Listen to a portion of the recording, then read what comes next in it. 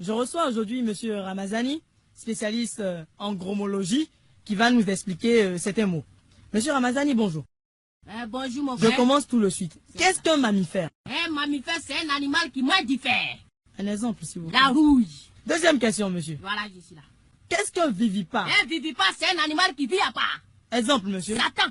Parce que... Il vit à part. Satan n'a pas camarade. Toi, tu es enfant de Satan? Non. Nous sommes tous les enfants de Dieu. Qu'est-ce qu'un invertébré? Un invertébré, c'est un animal qui n'a pas de os. Ouais, ça aussi, je savais. Exemple. Maman Hein. Maman n'a pas de os. Merci. Qu'est-ce qu'un gaz? Un gaz, ça dépend. C'est un mot qui s'emploie dans deux contextes. Premier contexte. Premier contexte. Tu as diarrhée, tu es pressé, tu s'en vas au WC. Oui. Quand tu ouvres WC, premier vent qui te frappe, c'est un gaz. C'est quel gaz? C'est un gaz évaporatoire. Ah, parce que ça s'évapore. S'évapore. Deuxième contexte. Deuxième contexte. Un voleur, il a volé. Oui. Tout le monde est derrière lui. Policier court derrière lui. On dit, olé, Olé, attrapé, olé. volé, attrapé, il gaze. C'est quand il fait, il gaze. Ça, c'est un gaz échappatoire. Parce qu'il s'enfuit. Il s'échappe. Tout à fait.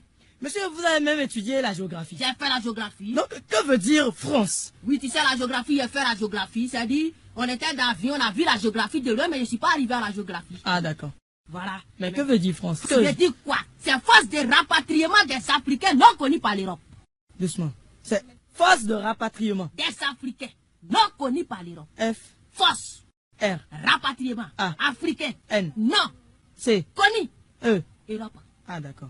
Qu'est-ce qu'une soupière? Une soupière, c'est quelque chose, tu peux mettre tout ça de manger que tu veux dedans.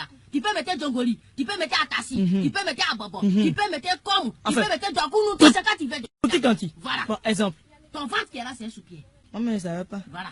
Qu'est-ce qu'un miroir? Un miroir, c'est un objet que tu peux te voir dedans. Oui, naturellement. Oui. Exemple. La photo. Photo. Oui, photo. Et photo de... Ah, je vais pas parler. Quand tu prends ton photo, tu ne te vois pas dedans. C'est bon, c'est bon. Quand deux verbes se suivent. Le second se met à l'infinitif. Exemple. La poule ici, son poussin. Où est le verbe? Mais tu ne vas pas qu'ici. Toi-même, il faut imaginer qu'ici, son camarade. On dit la poule ici, son poussin. Poussin devant la poule ici. Donc, tu es ici, le second met à l'infinitif. Monsieur, vous avez trouvé des solutions.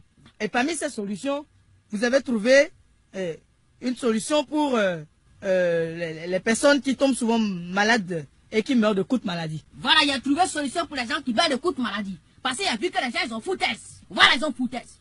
Quelqu'un qui a mal dans le yeux, vous lui piquez dans la fesse. Tant médicament va prendre pour monter dans le yeux, mais le yeux va casser, il peut mourir. Quelqu'un qui a mal dans le dent, vous piquez dans la fesse. Tant médicament va prendre pour monter, pour arriver dans son dent, mais son dent, il va pourrir. C'est pour ça, moi, il a dit quoi? Il dit, à partir d'aujourd'hui, quelqu'un qui a mal dans le yeux, piquez dans le yeux. Mal dans le dent, piquez dans le dent. Directement. On appelle ça guérison instantanée. Instantané. Bon, avant dernière question. Voilà. Qu'est-ce qu'un objet transparent? Un objet transparent, c'est un objet à travers lequel tu vois de l'autre côté. Exemple. Grillage. Attends, grillage c'est carrelé. Comment c'est transparent? Mais quand tu es ici et puis on met grillage devant toi, c'est que tu ne vois pas la maison qui est là-bas. C'est bon, je me tais. Vous avez fait le tour du monde en 8 jours. Et vous avez même enseigné l'anglais en Amérique Mais j'ai enseigné l'anglais en Amérique. pendant 8 heures.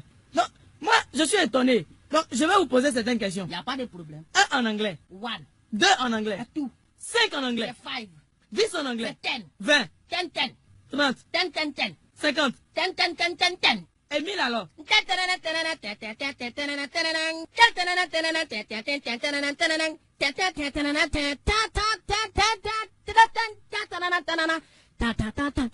Depuis on n'est pas arrivé dans 1000.